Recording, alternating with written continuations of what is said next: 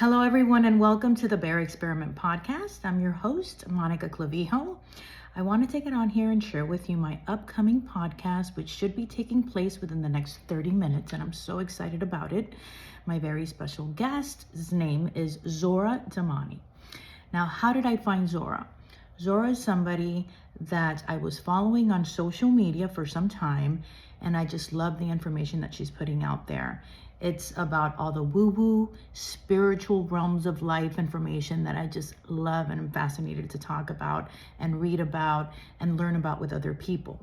Now, she's written 2 books. Her second one will be coming out this year. She's finalizing that. She's a doctoral candidate, getting her PhD. She's a shamanic practitioner, and she's also a certified coach. So let me share a little bit of information on Zorah. So Zorah Damani is a seasoned talent development professional with over 15 years of experience. She's a certified coach, graduating with a doctorate in education from Vanderbilt this August 2024.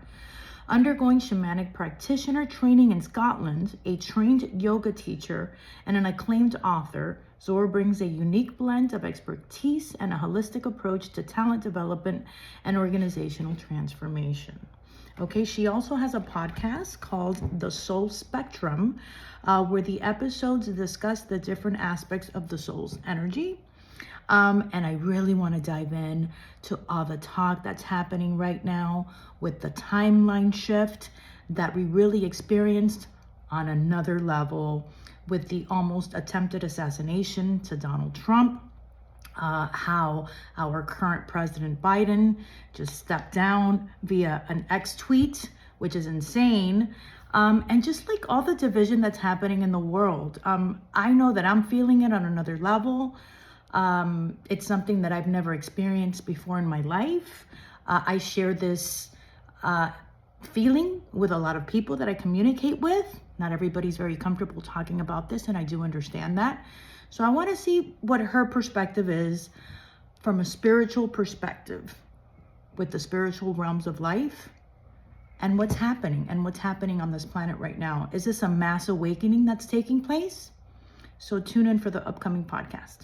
Thank you so much for watching, and please consider subscribing to the channel. It really helps with the viewerships and the special guests that we have on the show. Thanks again.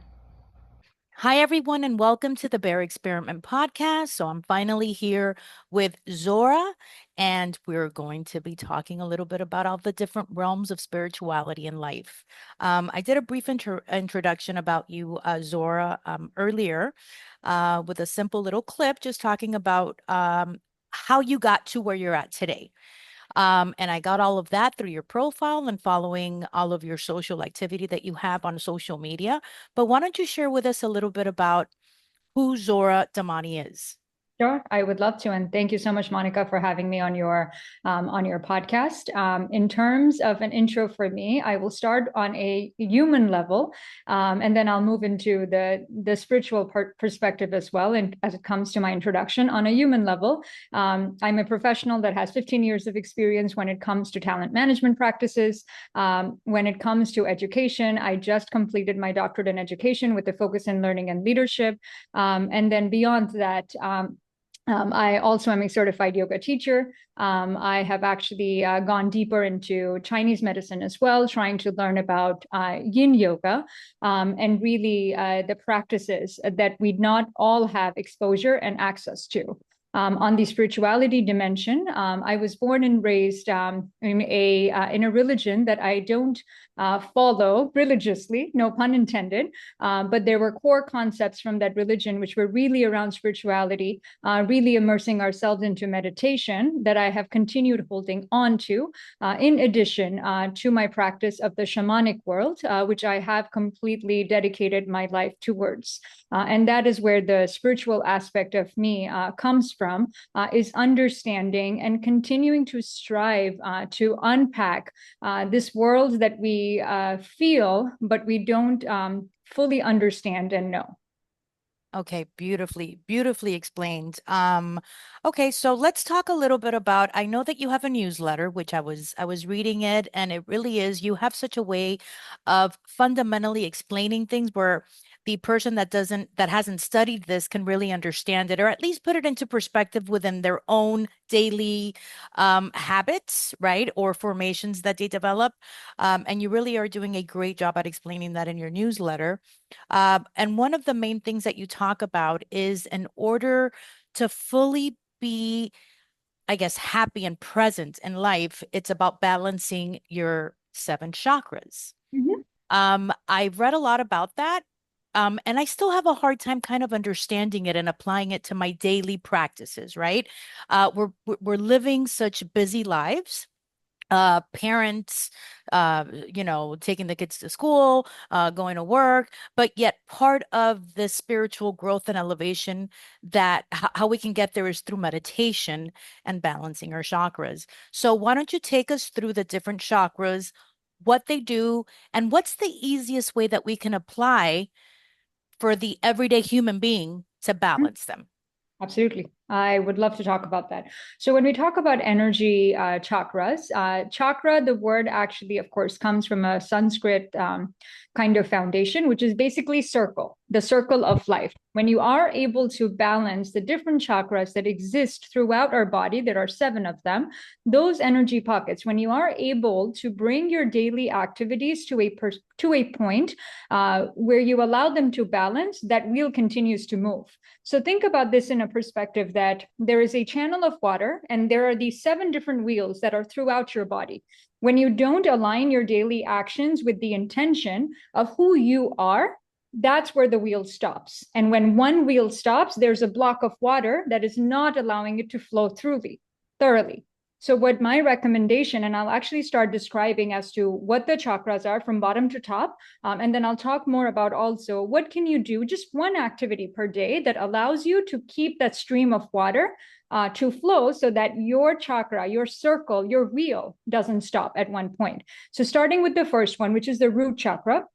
It is our foundation, which is all about your sense of belonging. It is all about your relationship to your family. It is all about your relationship with money.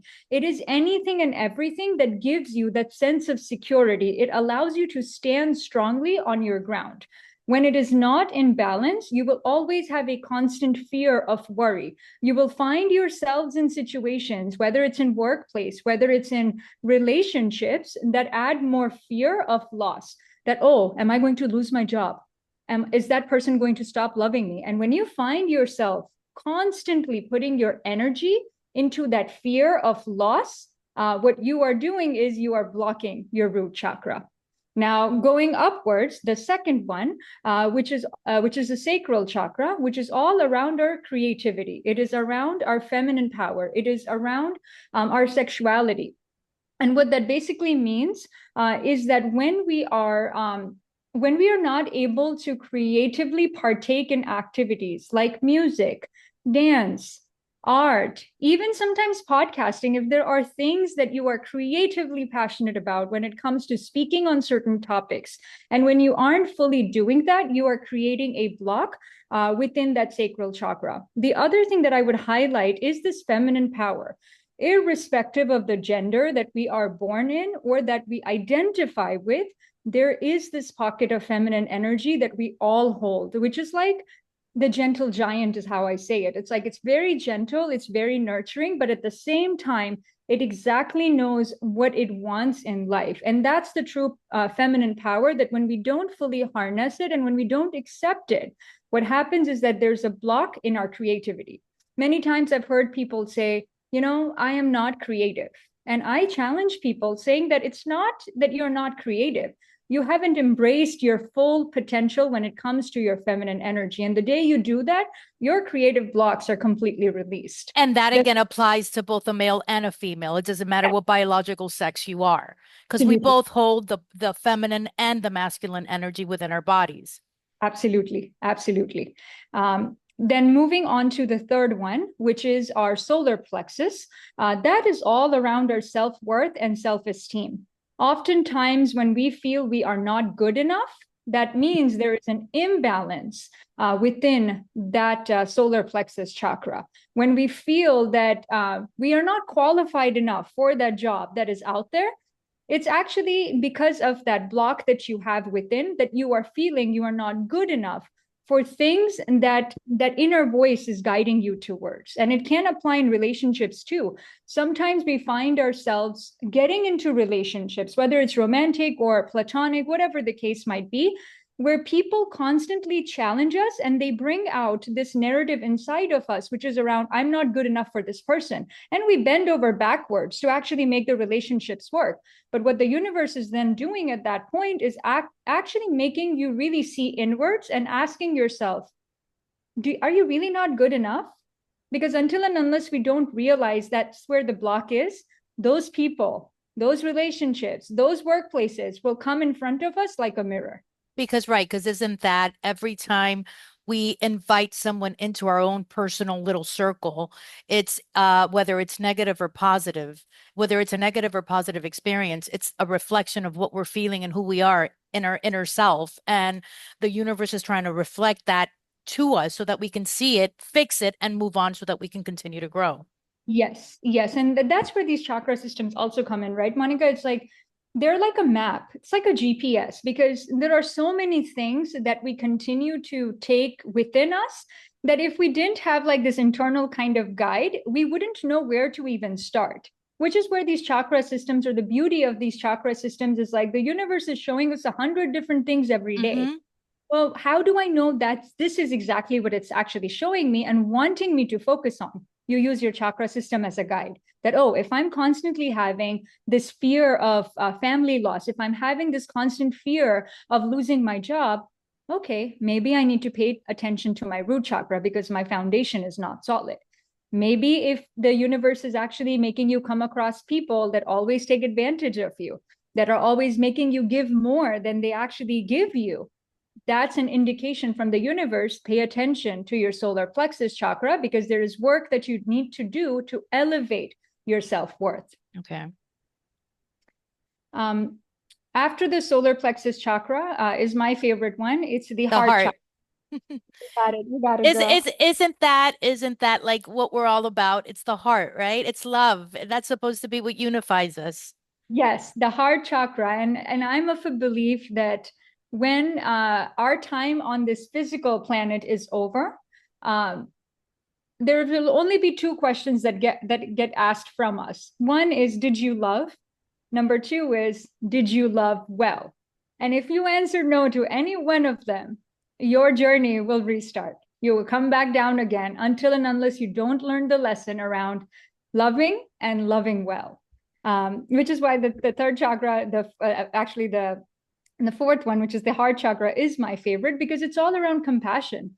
It's about compassion for selves. It's not always shielding ourselves. I know life gives us many events where we just want to lock our heart out, right? We're like, we're not going to give it to anyone because Oh, we're afraid yes. to break it.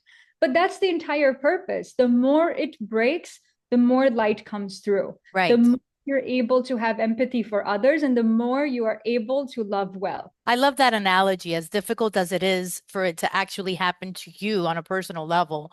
But, through the cracks is how the light and the love comes in and teaches us how to reflect that to others, right? And some of us go through such difficult experiences, right? That, like, I fall into that where I see somebody that's gone through, my God, like, the death of a child, that you're just like, why am I so sad? It's in nothing in comparison to what that person is feeling, right? And the pain that that person is going through. But I guess that we're all here for different missions and different life lessons, right? And how we, is it true? Is that what happens? Like we're the ones that choose this life path in order for us to learn the lessons that we didn't learn in the past one? And that's one angle to it, definitely, Monica, that there are lessons and there's karma. There's unfinished karma, unfinished business per se, that we've had from previous lives, that we then get another opportunity, which is why they say, right, life is a gift. It's a gift to finish the unfinished that you haven't done yet. And Okay. that's why we get these experiences throughout our lifetime. Some might actually be losses. Some might actually be gains. Whatever the case might be, we all will get like a fair share of losses and gains to learn the stuff from our past within the present so that in the future we continue to ascend. Okay. Okay. So then speaking about the heart chakra, that's what we were leaving off. Yep. So speaking of the heart chakra, that is all around compassion that you can have for yourself. It is all about the compassion that once you build it for yourself, can you reflect that to others? It is all about loving with intention, not loving with conditionality.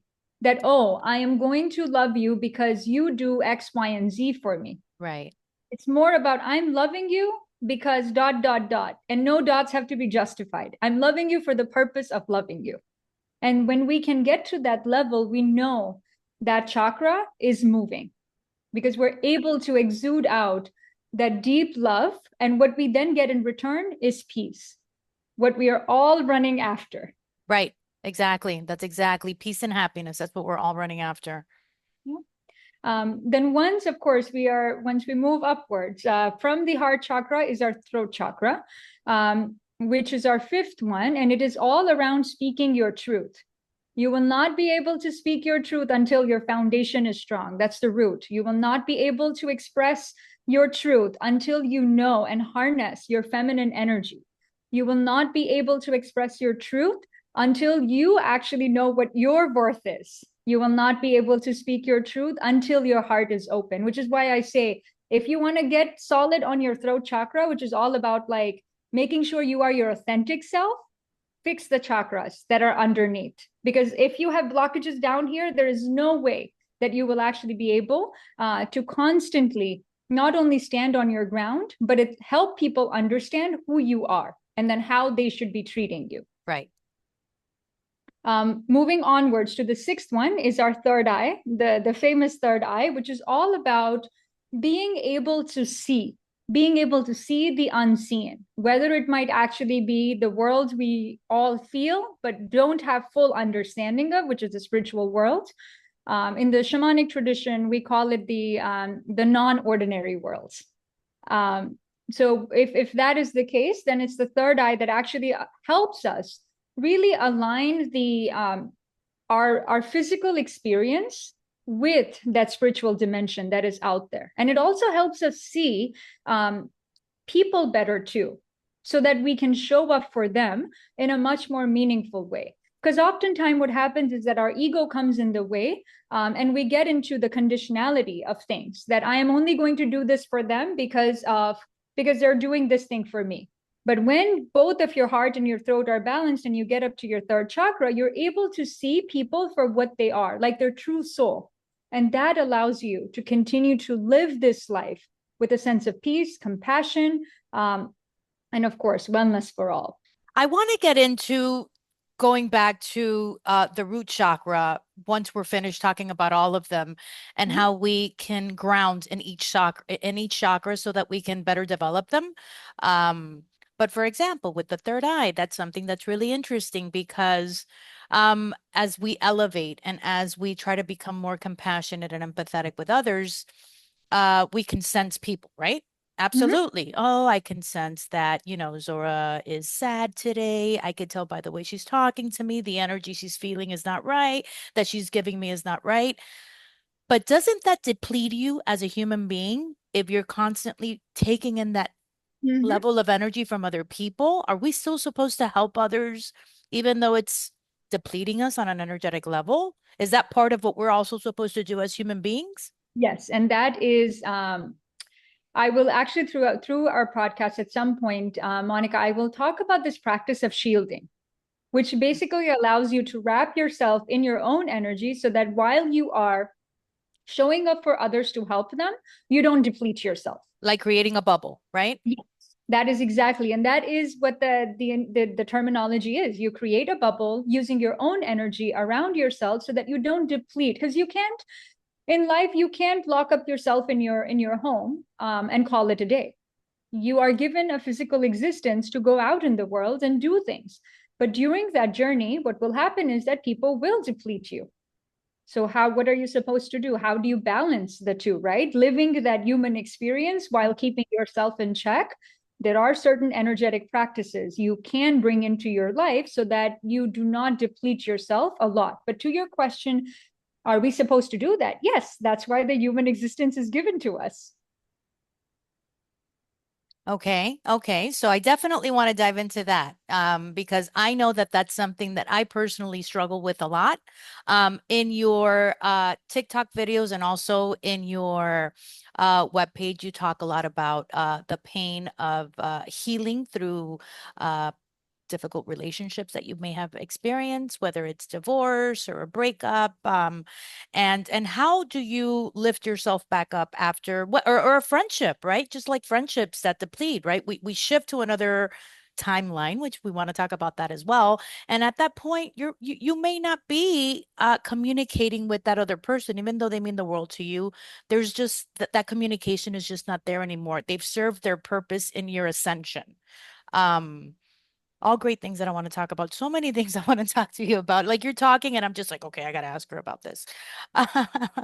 We'll get to that, Monica. We'll get to that. I did also wanted to add, I wanted to finish the chakra, the seventh chakra, and then we can actually dive more into the practices that we all can take in our day-to-day lives. We can also talk further about like when people and experiences serve their purpose and they completely, basically, it feels like the universe has clicked the delete button and they just completely vanish. Like, what do you do? I mean, the Yeah. answer that I give will be very simple, but we'll get to that as soon as I finish the crown chakra one.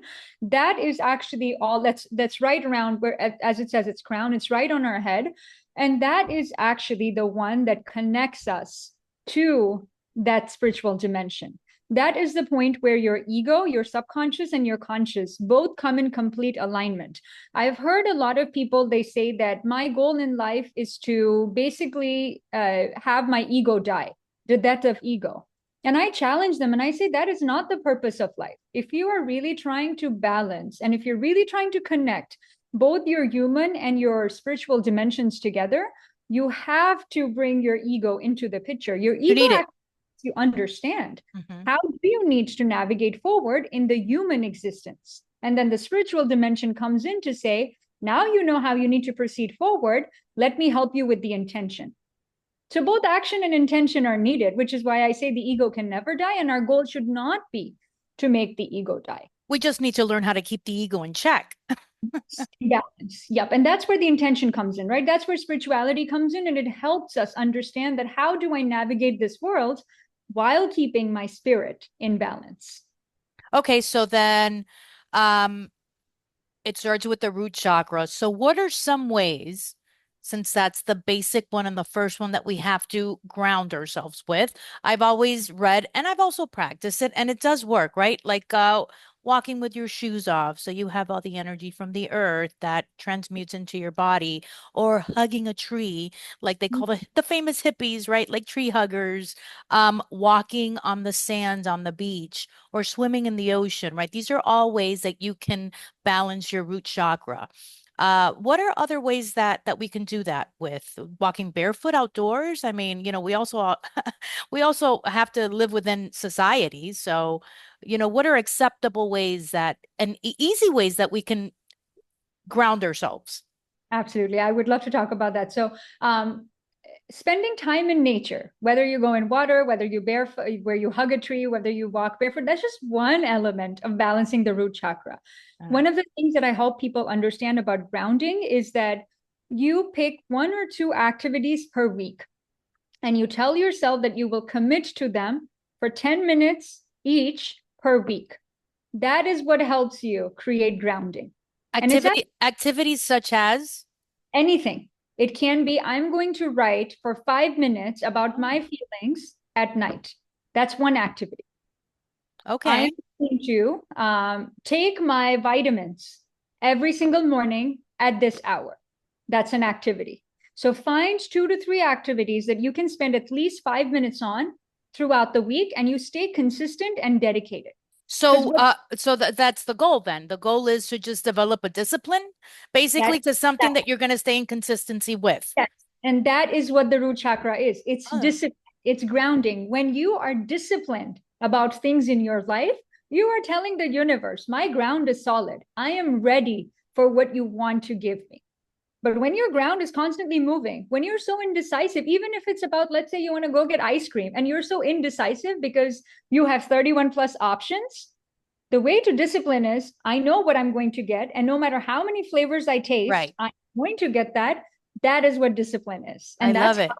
you encourage that in your life. And yeah, and that really is a way to apply anything in life too, right? For success, or what we call a level of success, is Yep. discipline, right? And just like daily routine, that will continuously get us there. Not everybody wants to wake up and go work out every morning, but you know that that's good for your health, and it's going to make you feel better, and it's going to give you energy. And once you do it, you understand that you're like, I'm so glad that I woke up and I went to the gym for an hour, right? So oh, I did not know that. I really thought that it was like, okay, let me go barefoot outside.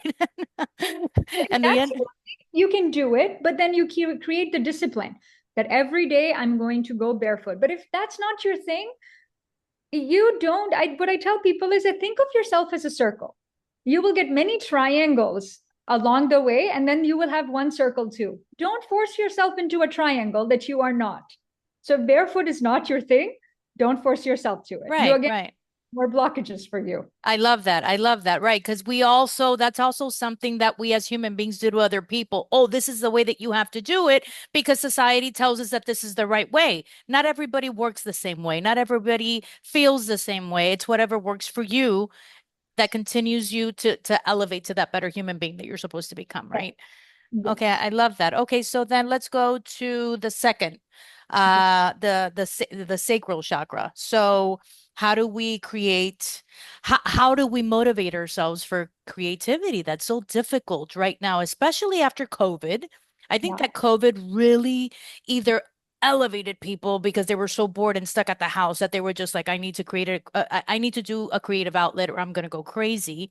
And others just fell into deep, dark depressions of drug abuse and alcoholism because they didn't know what they were going to do with themselves and they just fell into a slump. Uh-huh. So, how do we develop creativity when we feel like we're in a slump and we feel like we're not good enough? Embrace your femininity. Understand what feminine means to you. For some people, it might be painting their nails, irrespective of gender. I live in Seattle. I see both, irrespective of the gender, I see a lot of people, both men and women, painting their nails I'm in because, Miami. It's the same thing here. right? It's like, because that's your way of embracing your femininity. Actually, what it is embracing colors, bringing more Okay. color to your life. And for them, the channel of outlet is basically nail polish. For some people, femininity might actually be expressing their feelings, maybe crying it out. Because to them, that's like, that is what allows me to feel feminine.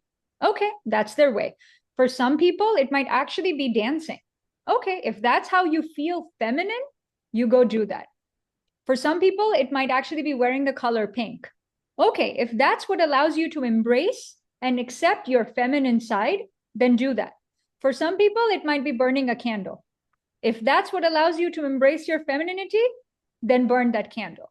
And the more you do that, again, with discipline, you not only have your bottom chakra circling around, and as soon as you then actually embrace those feminine activities that you associate with, you have your second one, second chakra moving as well. So let me ask you, with all of the different chakras, which we're only by two right now, with the things that we have to attribute ourselves to develop them better, are these practices that we have to do for each chakra on a daily basis as part of our discipline?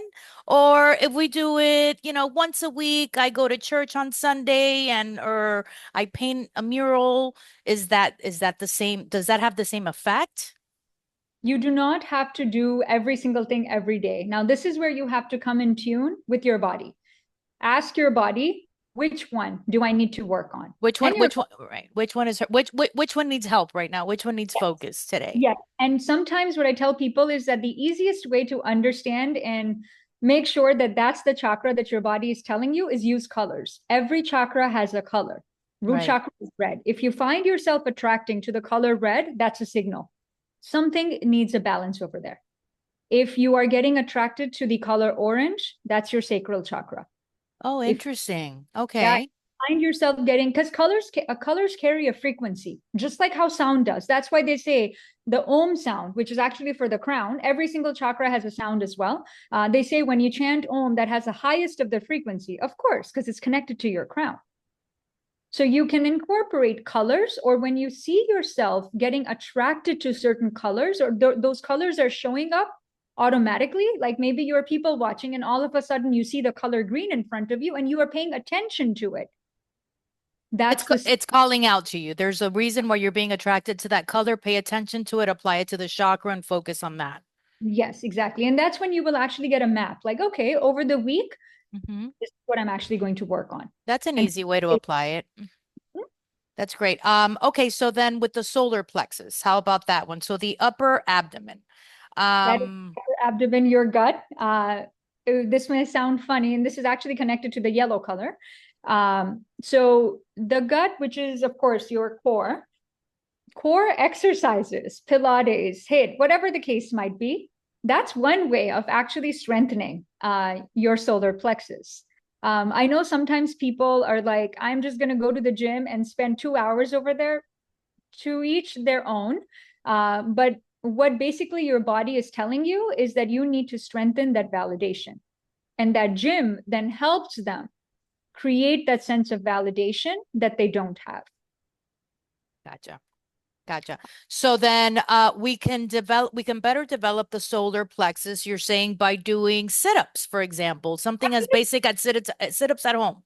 I could just do that. I'm feeling a little weak. I'm feeling a little up. Now, what connection, because I've always heard this on a medical level. So on a spiritual level, what's the connection between the gut and the heart and the mind chakra? Or The gut the is, or the what is it, the crown chakra? What is the connection? Because those are the three main chakras, right? yep. The gut is actually connected to your throat. Oh, to When the you throat. know your own worth, you will be able to speak your worth. Ah, got it. Got it. So when your core is strong, when your solar plexus is strong, that's when you will be able to speak out to the world what you truly believe in and who you are. But until and unless you don't actually know your own worth or believe in your own worth, how will you help anybody else understand who you are? No, absolutely. I can totally see that. But you're explaining it so easily through something as basic as doing sit-ups at home. That really is that it's really that basic? Yes, and that is what boggles my mind is that we have made spirituality into so complicated. 100%, 100%. Like people want to understand that they feel it. We're all feeling it. We're all on the same page. Some are more comfortable talking about it than others, but we're all on the same page. We all know we have an expiration date. Everybody's thinking about it. And yet it's something that it's so out of tune for everybody, right? And it really shouldn't be. That should be our basic foundation for living in life, should be the spiritual aspect of it. And then we humanize it because we're trying to create these feelings here on Yes, earth. yes, because we have a human form. Hmm. Like you said, you understand the spiritual through basics, through simple things. We don't have to overcomplicate it. I love it. I love that. I love that. I'm going to be doing sit-ups every morning now. Get ready. That's and if that's what allows you to feel so connected to your core, then girl, do it. Like that, if because your body is telling you, right? Like there is something within your body, within your gut that is telling you that when you actually go up and down, there is an energy flow that's needed that will then allow you to strengthen that core. Now, That's since we're talking about the gut, and there's so much controversy with this right now between carnivore and veganism. Is that something that also applies to kind of like balancing that with what we're eating and what we're consuming? it's very interesting you say that, Monica. So I, of course, had started as a carnivore, then I went vegan, and now I'm vegetarian. And now also I'm progressing to the point that if I go travel and if I'm with family and if there's a thing that is not vegetarian, I'll just consume it. What I have come down to the bottom line as, Monica, is number one is that you eat with intention. Food and the relationship you have with it, ask yourself when you are over consuming or when you are just consuming, what is the reason behind it? Oftentimes, when we have put ourselves into like these boundaries, I'm not going to do this, I'm not going to do that, I'm never going to eat this. This is because we are wanting control over us. We're Because limiting ourselves by doing, we're limiting our higher self by doing, by limiting ourselves, right? Limiting consumption of, let's, yeah, right? Like veganism. I respect everybody on what they want to do with their bodies. But, you know, they are the first ones right now attacking everyone that are eating animals, right? And are eating meat. But what are animals eating? They're also eating meat. So it's kind of like, just as long as we're not hurting anybody, I get it. Let's not hurt another animal in order to consume them, right? In the Jewish religion, right, with kosher foods, the way that they, eliminate an animal so that the animal doesn't struggle, and then, so we don't take in that negative energy. I get it. I think that that would be a great way to apply it to life. I don't think it's realistic, but I just find it interesting that right now, especially in this country, in the United States, in the Eastern countries, Western countries, we are everything that they're feeding us with fast foods, right? The McDonald's, the Burger Kings, the Taco Bells of the world. It's just horrible food that they're forcing us, pretty much forcing us to intake. Because if you want to go to a Whole Foods and buy a healthier lifestyle of eating, it's going to cost you three times as much in your budget. And a lot of people are not in an economic position to be able to do that, so they're going to go to the McDonald's because it's just easier to feed their families. um how do we stray around that, right? Because you do see the obesities, issue with health that's happening in this country right now, and how everybody's developing cancer and all these health issues, and it's because of what we're consuming. So it's just interesting with the gut, that if you're off there, you're off everywhere, right? Like there's no other way around that. If you're not consuming the right types of food, it's going to affect your entire body. And then how can you balance every other chakra when you can't get out of bed in the morning because you're sick all the time?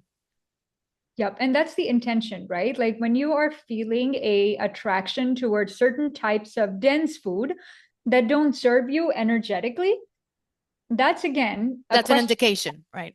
right? That's an indication, and that's a question that you have to ask yourself. Like, why am I getting attracted? Why am I having cravings for certain food? Is this really a money limitation, or is there something beyond that? And Okay. 9 times out of 10, it's actually number one, the universe is asking you to go deeper in terms of understanding where is the imbalance. Am I eating certain things because I don't think I deserve better food? Because I Mm, don't guess my own worth? right. I gotcha. I see where you're going with it. Yeah. Is it because I fear? I fear that there is not going to be there's going to be a shortage of some type of food, or there might actually be that if I want to consume XYZ, because that's all I deserve. Right. So it's what we talk about and what we read about and what we understand, that the universe is constantly talking to us with signs and synchronicities and feelings. We just need to learn how to listen and pay attention, because they're constantly telling us what we have to go, the direction that we have to take to get us to that destination. That Are we supposed to get to the same destination no matter what route we take? That's something else that I want to talk to you about, because I'm interested in your perspective on that with the butterfly effect. If we change our ways, do we get to a different destination, or is that destination already written out for us from the moment that we arrive here on this planet, right? On Earth. So okay, so the solar plexus, the heart chakra, how do we Then center that? how do we center that? So do that's I think for the heart chakra, it will be different for everyone, because compassion can show up differently, right? For some people, it's actually volunteering. For some people, it might be caretaking for older parents. For some people, it might actually be babysitting for their friends' children. For some people, it might be pet sitting. For some people, it might actually be self-care by going on massages. It will be different, right? So I think we have to ask ourselves, like, what are those things that allow us to, number one, love ourselves more, and number two, show that love once we give it to ourselves, to others as a mirror effect. So how can you love yourself more? I think that's dependent on every person else, right? Like you show yourself more love by doing things that you've always loved doing. For some people, it's painting. For some people, it's singing. For some people, it's writing poetry. Right. So whatever it is that allows you to love yourself, that's where the balancing of the heart chakra comes in. So that goes back also to our creative the sacral. The sacral chakra also then, right? With the creativity, that's how we are better balanced and harmonic in order to show more love and reflect it to others. Yes. So the sacral chakra, that the input basically is that you first embrace your femininity. The output of that, or the outcome of that, is going to be better creativity. Now, when you get to a better creativity, that's when it connects to the heart chakra. Mm-hmm. Makes sense. It makes complete sense. Okay, so now we're at the throat chakra. Now we're speaking our validation, our authenticity. And we get there by balancing all the others. As you've explained it, I get it. I get it. I get it. It makes sense, right? Because at that point, you're also going to feel better balanced, and you're going to feel better about yourself. And I think that the biggest thing that a lot of people experience with getting to that openness of the throat chakra is that we care too much about what others think about us, right? And if I express my truth, who am I offending? Or am I hurting anybody's feelings? Or are people going to think I'm stupid? Are people going to laugh at me and make fun of me? And I think that that's one of the biggest reasons why a lot of people don't develop their throat. I can certainly say that I'm one of them, too concerned about what others think. And I think that when you get to that elevated point where you don't care what anybody thinks about you anymore, you've experienced a level of freedom that no money can buy. And that's why I think previously, Monica, we were talking about how the throat is connected to your gut. Mm-hmm. Actually know your worth, you will not care about what anybody else thinks. Right. So if you can strengthen through different activities your core, whether it's physical, whether it's meditation, visualization, whatever the case might be. A podcast. Or a podcast. Because if that is what allows you to validate your existence, that yes, I am good enough because I can launch my podcast, I can bring in people to connect with me, and I can share the learnings with everyone. If that is what raises your worth, your self-esteem, then you will automatically see your throat chakra coming into balance, where you will continue to speak authentically without caring about what anyone else thinks. Right. Now we're at the third eye, right? That's the big one. That's the one that tells us everything without telling us anything at the same time. How do we get to that point? Because God, I have tried. I have sat there in meditation outside, right by a beautiful little lake that I'm at, and I'm envisioning the light hitting me. And I don't see anything, girl. I don't see anything.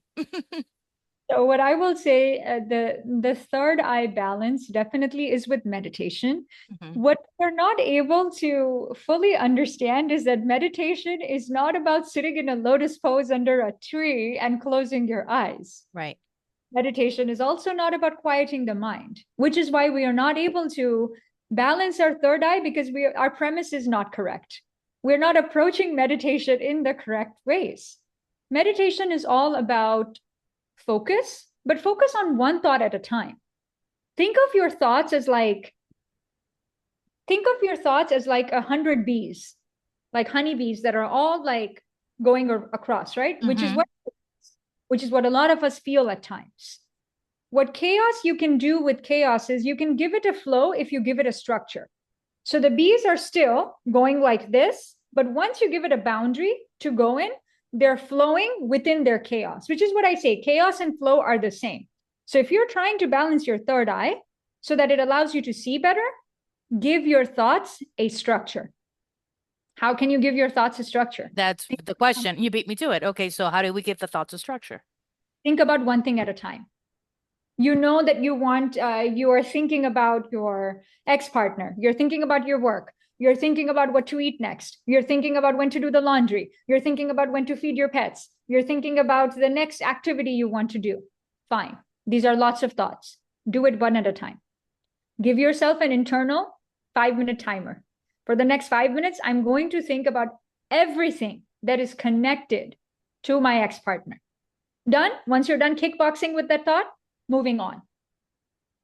What you will find when you do this religiously and with dedication, every time you sit in meditation, is that you will not even have more thoughts to think about. And when the chatter comes down, that's when you're able to see forward. Is there a better time of day that we can utilize to meditate, or does that vary again depending on the person? Whenever you want. You don't even have to sit down. You can do it while walking. You can actually do it while eating. You can do it while hugging a tree. Yeah. I was reading with he's an ex-Navy SEAL, David Goggins, which I was reading one of his books. He's very motivating. And they asked him how does he meditate? And the guy's always on. He's one of these like elite, I don't know if you're familiar with him. He's one of these elite athletes.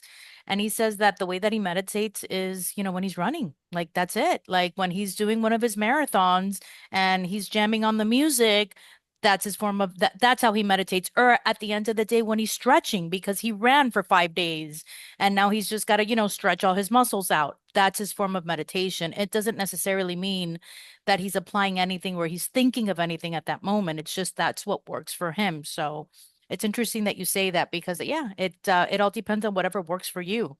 um so we were at, so now we're at the very top, right? The crown, the queen and the king. The crown, in terms of activities, there are two things that you can do. One, of course, is meditation, how it works for you, and it can be with eyes open. Number two is every action that you decide to take, or let's say if there's 10 actions in a day that you know that you will take, ask yourself what the intention is. Even if it means going to McDonald's and getting the fries, what is the intention behind it? How do you mean? Give me an example. So let's say you give me an example of an action that you wanted to do or you are about to do today, tomorrow, day after.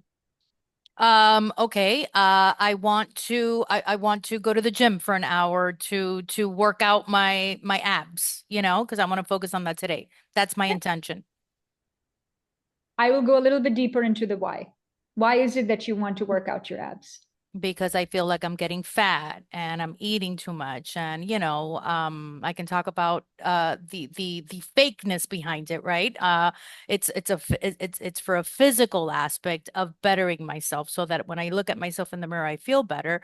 But then overall, after I do it, I understand that on a physical level, not only internally, but externally, right? Like I just feel better as a human being once I work out. So the intention is to go to the gym on a daily basis to work out my abs because I'm getting fatter. So that's the intention. When you can align your intention with an explanation that truly serves you in a manner where you show compassion to yourself. I am going to go work out because it makes me stronger so that when life throws its things at me, I am able to navigate it better. That's when you have aligned your intention with action with compassion. Okay. That's where you then activate your crown chakra. Okay. Okay. And then what are other ways that we can do that externally when we're outdoors? Well, thoughts never leave us. The other thing I could recommend is visualization. Visualization, and this will actually take us to this question that we had gone in, which was around how do you give to other people and not depleting yourself, right? The energetic bubble that we were talking about earlier. Yes. So in terms of visualizations, I will probably say number one is you can visualize certain types of light that are going through you, but this is before you actually step out to your day. You do that at your own home in your own safe space so that when you go out, you know that your crown is activated and you are able to basically channel and align with the energy that is coming through you. Number two is when you are outside with people, your body will tell you what the intention and the energy exchange is like. And if you are feeling that there's something off, imagine yourself holding a mirror, which allows the other person to look into the mirror and their own intentions. So what it does is that it protects you and then it deflects back to them in terms of what they need to work on. Mm-hmm. What can help you with your crown chakra as well, because what it does is that instead of you immersing yourself into other people's baggage, You are keeping yourself grounded. Your intention is straight while you have the compassion to show up with others. So is that the reason why, or I guess that's a better way of explaining that the energy that we attract also attracts the environment that we live within, right? Yes, your energy always attracts the environment. Your environment is a mirror of the energy that you have and that you also need to continue balancing. Right, right. So if our life is completely out of whack, we need to sit down and reflect and be realistic about what we're doing wrong, because we always know what we're doing wrong. We just try to look the other way or mask within, our own sorrows and not admit it to ourselves. But um, I, for example, have noticed that within myself, and it's taken me some time, right? Within like the spiritual growth that I've tried to develop within the last couple of years through a divorce and, work and just growing up in life. Um, it's how I have attracted all of the negativity that's happened in my life. And I was playing a role of victimization all the time, where, oh, it's because of them that I got here. No, I'm the one that invited that into my life. I never set the boundaries. And, once I learned to accept that it was my fault, it was my mistake, and that's okay, and learn to forgive myself. And I think that that was the hardest part. And I don't know if I've fully done that yet. I'm still working on that on a daily basis because forgiveness is hard. It's hard because, we judge others, but I think we judge ourselves worse than anyone else. And it's also a little movie that we're playing in our heads. It's really not as bad as we think. So aligning the chakras is, and I've seen that with people also that have developed their spiritual growth. And they talk about that all the time, how it's the chakras. You have to have your chakras balanced and really apply, as you so easily explain, the discipline. I mean, I understood that finally. Like, okay, I get it. It's about applying disciplines that work for me, not necessarily what you say. You can give me examples of what have worked for yourself and for others, but this is what works for me, and that's okay because I'm happier and I'm at peace. So I need to continue to apply that. So thank you. Thank you for sharing that. Um, so let's get into a little bit about the importance of having daily gratitude. I know that that's one of those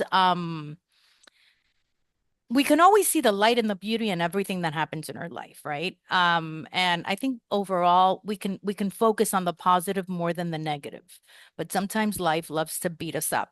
So how do we practice daily gratitude when we feel like our life is falling apart? We've had a dear one, depart and pass away. You got a divorce from the love of your life, and you feel like you're never going to meet anybody else again. Your best friend and you are no longer best friends, and you're never talking again. Like, how do you move past that and just focus on the gratitude that that relationship was there and taught you this lesson, and move on and grow from that? I will probably say that a lot of us have, with the way that society has shaped it, we put so much focus on the act of expressing gratitude and not in actually feeling grateful, Right. that I think there's a shift that needs to come to that. We can write 1,000 times every morning what we are grateful for, but until and unless we truly don't feel that, yes, we are grateful, that comes from surrendering to what is happening around us and for us. No matter how many practices we have, they will not serve us. Surrendering meaning just going with the flow, right? I hear that explanation and read about that so much as well. Surrender, go with the flow. If you're planning all this and life is telling you, no, but it's going to be this way, don't fight it and go this way. There's a reason why it's taking you in this direction, yet we fight it so much. How do we surrender more easily? So you mentioned, Because of the fear. It's always because of fear, right? That's why we don't surrender. yes, it's fear because we want control, and this is where it comes back to the chakra, right? You want control because you want to feel good enough. You want control because you don't feel that there will be somebody in your corner. You want control. Why can you not surrender? What will it take for you to accept what is happening in front of you? That's the first question to ask. Number two is this concept of detachment. A lot of us have been told by many people that we need to detach ourselves completely. I challenge that thought. I'm like, it's not about detaching yourself from people, from the human experiences that are coming to you, but detaching yourself of the expectation of a certain outcome. That's it. It's the letting go of the expectation. Let go of the expectation of the outcome you want. I am going to love this person so much because internally my expectation is because I want to get married to them. How about you surrender and let the universe plan out what this relationship is going to bring for you? You talk a lot about that on your TikTok, your social media. Um, and I'd like to dive into that a little bit. Heartbreak, right?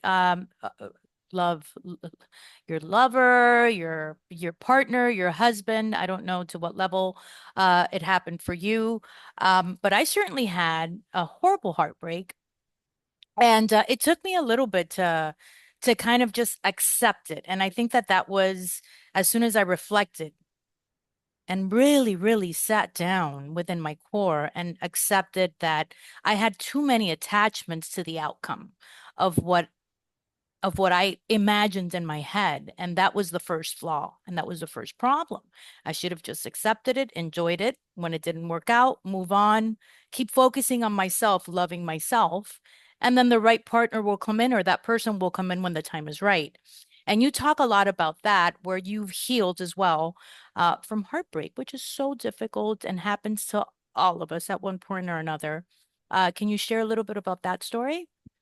Can probably share my heartbreaks too. I was 23 or something. Now I'm 38. That didn't work out. Then I was engaged to somebody years later. That didn't work out. And then after that, it was many people that I just wanted to be with. And one day I finally asked myself after another heartbreak, I was like, what is the rush? Why do I want to be with somebody? And I realized that it was my solar plexus because I didn't feel good enough or complete until that box was checked off for me that yes, Zorah has a partner. And once I made peace with that, I surrendered to, I am good enough regardless. Whether I choose to be with someone, and now this is where I changed the narrative. Before I was like, when will somebody choose me? And I was bending over backwards for them, Yes. the narrative. And I was like, when I choose someone, it will be for the intention that I want to grow with them. I want to build something with that. And once I did that, that's when I realized that, life is beautiful. I Mm-hmm. didn't even say, I'm so grateful for this. I was like, life is beautiful. Okay, so let's talk a little bit about I don't I think that right now with what's happening on a political level in this country, um, I have never experienced within my timeline so much division, so much hate, so much animosity. You can't speak freely about anything because you'll be outcasted or blocked or spoken negatively about. And what I keep reading a lot about is and experiencing it on a feeling it is this timeline shift that all these spiritual gurus are talking about so much, right? So, for example, with what has been taking place the past couple of weeks, which it's like a really funny movie of airplane that's taking place. It's I was on vacation in the mountains in Virginia, and I'm reading about Trump possibly getting assassinated at one of his rallies. And then when I saw the clip and I saw the video, where at that precise moment when that bullet was coming in, how he shifted his head and it nipped his ear, you have to question divine intervention at that point. Either that or that was completely staged, right? Because it's just surreal, completely surreal with what's happening. And then you have the Biden administration where they're saying that President Joe Biden is completely competent to be president, and then he steps down via a next tweet that he's not going to run for the Democratic Party, and it's like it's like this really messed up movie that's happening right now, and it's happening before our eyes, where we're noticing that they can't even lie to us anymore because it's been complete deceit this entire time. Now, my question to you is, with all this taking place, where it's just so blatantly obvious, is this a timeline shift that we or most are experiencing right now, where it was divine intervention, where they turned President Trump's head because he's supposed to be the savior of the country? I mean, listen, I don't want to get hate for this because I know that a lot of people don't like him. He has a lot of character flaws. I get it. But no matter what affiliation you have with politically, you have to question this on a spiritual level with what happened at that rally. So are we going, as in your opinion, with your studies, are we ascending to a mass awakening right now on this planet? I mean, is that what's happening, or is it just like people are going crazy? I will probably say the universe has been wanting us to awaken for a very long time. And we have seen many different events. COVID was one example, too. Mm-hmm. The universe was pushing us to look inward, to really ask us to understand who we are. How Right. do we find better peace internally, which is why everything shut down for 2.5 years. That was Then we insane. That was insane. that was no choice. And when we started getting to the point, and right after that, you will probably see that society started talking a lot more about mental health, Mm-hmm. which was an outcome, which is what was the intention of all of that, right? That was just one of the many intentions of all of that, so that we focus in here. That's why the outside was completely shut down. And I Now, think that also one of the main outlines with COVID, in my opinion, is that we were so um, everybody was so focused on their career and work and everything exterior, right? And it kind of forced us to fall back in love with ourselves internally and our family and our loved ones, right? Because we had to be around them so much now. And then we realized what we loved or we hated about them. How many divorces happened during COVID? yep, yep. And that was again the push, right? So when you talk about timeline shift, back then was one of them. Yeah. When we get to, universe also has a temperament, and the universe also has its points where they're like, I can't deal with this. And that's when we start seeing these events, right? So when you talk about a timeline shift, and when we see the outcomes in our political climate across the globe, right? Every single Right. country to a very different share of events that is allowing us to focus on what we have been neglecting. And this is where I bring back the chakra system. What you mentioned were two very solid points. One was validation, and the other was speaking our truth. Our people in this country don't speak their truth, which is our throat and our solar plexus. Those are, if I was to really boil it down, Monica, like those are the two that our country needs to focus on more. Which is why you also see an influx on social media, right? If people started doing it more intentionally, where it wasn't really about like the likes and the followers and so Right. forth, all goes back to our validation. We would actually be in a much different position. For, Harmonic position. yeah. And that when we go back to the political climate, it is again asking us to pay attention to us using our voice correctly, which is why we're continuing to get pressured in terms of what we see, and we're questioning, is this really true? Well, That's then that that's it right there. We're questioning everything right now. And as a world, we're questioning everything that's happening right now. And that's the big division. But the division, I think, has to happen in order for us to unite.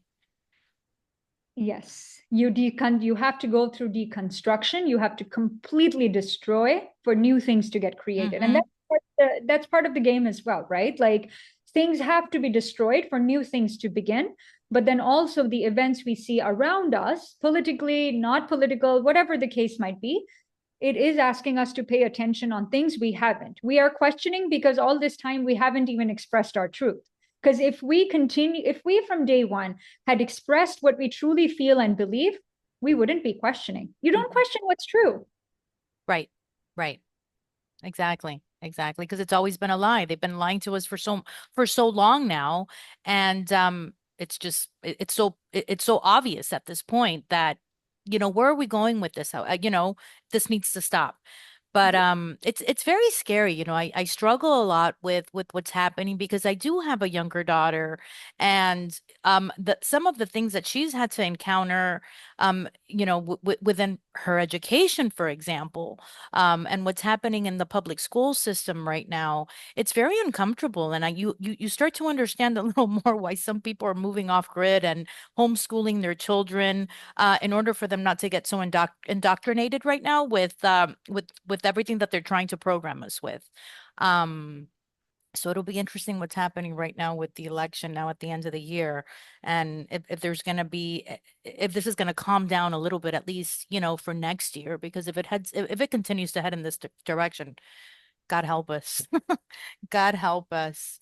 I think Um, of people that will continue to come out to bring more order and balance because mhm. that's how it goes. Um, but like you said, that this timeline shift is for a reason.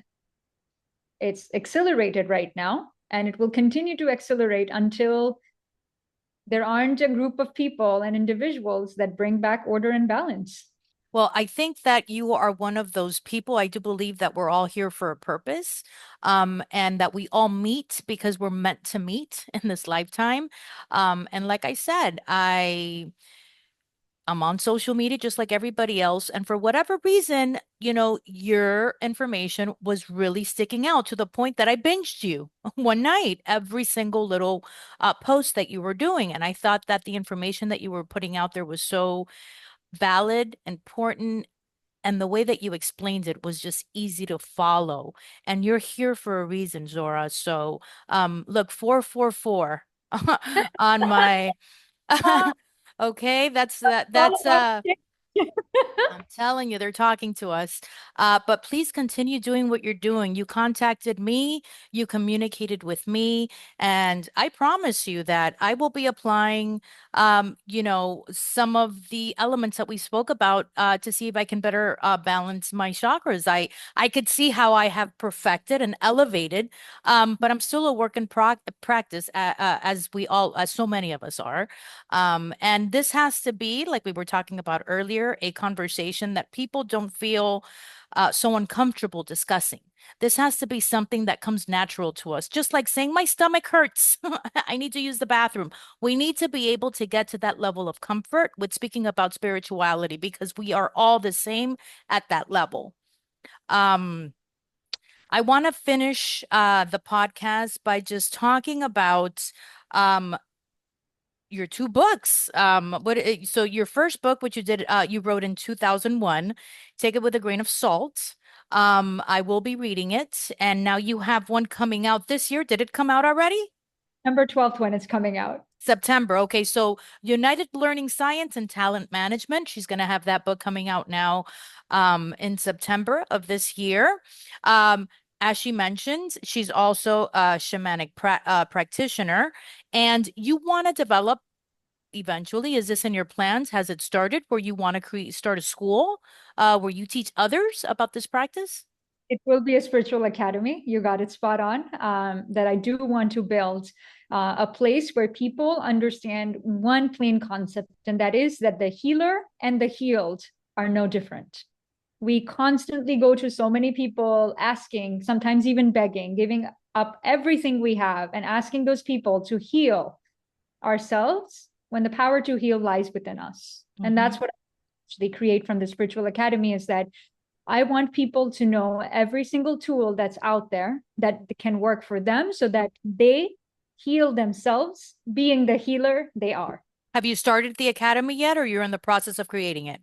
Process. It's in the process of creating this entire project. The goal will be next year, Okay. that something in terms of even a physical space is created where people learn how to balance both their emotions and their spiritual pieces, so that as humans, we are able to live fulfilling lives. And we go on to not generational trauma, but we go to generational healing. Yeah, you're taking it to a whole nother level with that. Please keep me posted. I mean, I'm definitely going to stay in contact with you. Please tune into her webpage. It's Zoda, Zoda, money, money.com. She also has a podcast, The Soul Spectrum, where on the episode she discusses the different aspects of the soul's energy. Um, what else am I missing out? Zora, what am I missing out with you here? I want to make sure I'm going to be linking all of her social medias in my YouTube channel in the Bear Experiment on the comment section so that you guys can easily follow all of her work. TikTok. TikTok, you're very active on TikTok. Amazing everything that you're putting out there. It's kind of like how they talk about when you're feeling something, open the Bible and whatever comes out, it's Jesus talking to you. That's how I felt about your TikTok. I'm not kidding. I was like, why is she talking to me right now? This is what I'm feeling. I needed to hear this. So don't stop, girl. You're doing a great, great job. Um, is there anything that you want to share with us to close off the podcast with your knowledge and your love that you want to share with the world? I will probably say to people that if there's just two things that you want to do for yourself, number one would be to love yourself unapologetically. Number two, don't ever give up on yourself. I love that. I love that, Zora. Thank you so much for taking the time to speak with us today. I absolutely love this podcast. I would love to revisit with you again in the future. Maybe we can, elaborate a little more on the advances of your academy, and we can share that with our viewers as well. But thanks again, and I hope you have a wonderful rest of the week. Well, it's Sunday already, right? Next week. But thanks again for sharing all of your knowledge with us. This was amazing, and I will be posting this podcast today on the Bear Experiment in our YouTube channel. Please, if you like the information that we're sharing, tune in, like it, share it, and subscribe to our channel. It really helps us with our views and the algorithm, and also to continue to invite amazing guests like Zora.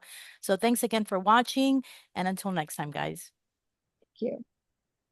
Thanks, Zora.